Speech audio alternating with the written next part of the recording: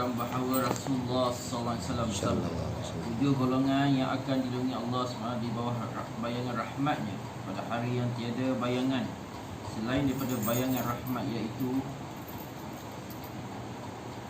iaitu pertama, perintah yang adil; yang kedua, pemuda yang menggunakan masa muda remajanya untuk beribadat kepada Allah SWT; yang ketiga, lelaki yang hatinya sentiasa terpaut di masjid; yang keempat, 2 orang berkasih sayang antara sesama lain kerana Allah SWT, mereka berkumpul dan pisah kerana Allah Ta'ala; yang kelima, lelaki yang digoda oleh wanita bangsawan dan jelita, lalu dia berkata, sesungguhnya saya takut kepada Allah; yang keenam, seorang yang beri sedekah secara sembunyi sehingga tangan kirinya tidak tahu sedekah yang diberi oleh tangan kanannya; yang ketujuh, lelaki yang mengingati Allah Ta'ala berseorangan sehingga keberingan air matanya. Hadis Imam Bukhari, Muslim dan lain. Ada Abu Hurairah meriwayatkan bahawa Rasulullah SAW bersabda, 7 golongan yang akan dilindungi Allah SWT di bawah bayangan rahmatnya pada hari yang tiada bayangan selain daripada bayangan rahmatnya itu: pertama, perintah yang adil; yang kedua, pemuda yang menggunakan masa muda remajanya untuk beribadat kepada Allah SWT; yang ketiga, lelaki yang hatinya sentiasa terpaut pada masjid; yang keempat, 2 orang yang berkasih sayang antara satu sama lain kerana Allah dan mereka berkumpul dan berpisah kerana Allah SWT; yang kelima, lelaki yang digoda oleh wanita bangsawan dan jelita, lalu dia berkata, sesungguhnya saya takut kepada Allah; yang keenam, seorang yang beri sedekah secara sembunyi sehingga tangan kiri tidak tahu sedekah yang diberi oleh tangan kanannya; yang kedua, lelaki yang mengingati Allah Ta'ala berseorang sehingga beringan air matanya. Hadis Imam Bukhari, Muslim dan lain. Keterangan maksud bilangan air mata ialah mungkin seorang mengingati maksiat dan dosa-dosa yang lampau, lalu dengan sengaja atau tidak sengaja dia menangis sehingga berlingan air matanya, atau mungkin seorang yang menangis kerana sangat terharu sehingga tanpa disedara air mata berlingan. Thabit Banani rahmatullah meriwayatkan katanya, seorang wali Allah, aku mengetahui doaku yang telah diperkenankan. Orang ramai bertanya, bagaimana Tuhan dapat mengetahui tentang itu? Jawabnya, semasa berdoa bila tegak bulu roma, hati berdebar dan air mata menangan, dan maka doa itu akan diterima.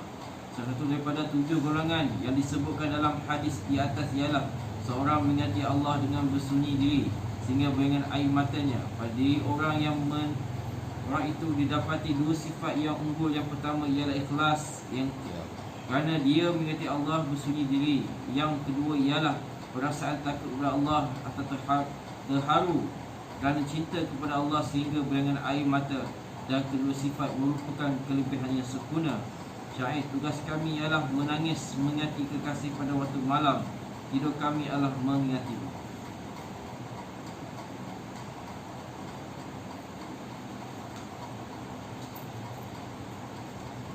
Disebutlah sebuah hadis di atas, rujul zakrullah qalila, lelaki yang mengingati Allah dan bersunyi diri. Para ulama tasawuf mengatakan bahawa bersunyi diri di sini mempunyai 2 pengertian. Pertama, bersunyi diri kerana orang ramai bermaksud berseorang diri, inilah pengertian yang biasa dipakai. Kedua, sunyi hati daripada segala sesuatu selain Allah. Mereka mengatakan bahawa inilah asal pengertian sunyi diri. Oleh kerana itu, darjah kesunyian diri yang paling sempurna ialah gabungan kedua pengertian di atas. Namun apabila seorang berada di tengah-tengah perhimpunan orang ramai dan hatinya sunyi daripada segala sesuatu selain Allah SWT, pada masa itu dia menangis kerana mengingati Allah, maka dia juga termasuk dalam golongan tersebut. Adanya perhimpunan atau tidak sama saja baginya apabila hatinya bukan hanya sunyi daripada orang ramai, tapi turut sunyi daripada ingatan segala sesuatu selain daripada Allah, maka perhimpunan orang ramai itu sedikit pun tidak mendaratkannya. Menangis kerana mengingati Allah atau takut kepadanya merupakan satu kurnia Allah yang besar. Berbahagialah seorang yang dikurniai nikmat itu. Diriwayatkan dalam sebuah hadis bahawa siapa yang menangis kerana takut kepada Allah dan tidak akan masuk ke dalam neraka sehingga susu masuk kembali ke dalam putin, keadaan ini adalah sesuatu yang mustahil.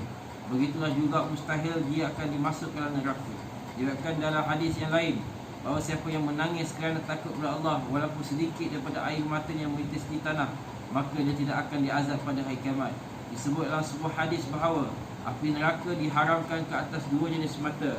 Pertama, mata yang menangis kerana takut kepada Allah. Kedua, mata yang berjaga malam untuk melihara Islam dan umat Islam daripada serangan orang kafir.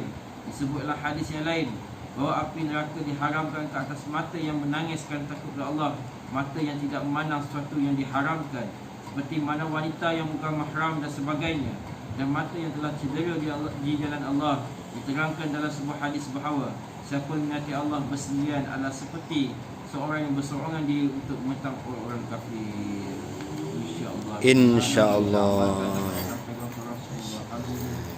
Subhanaka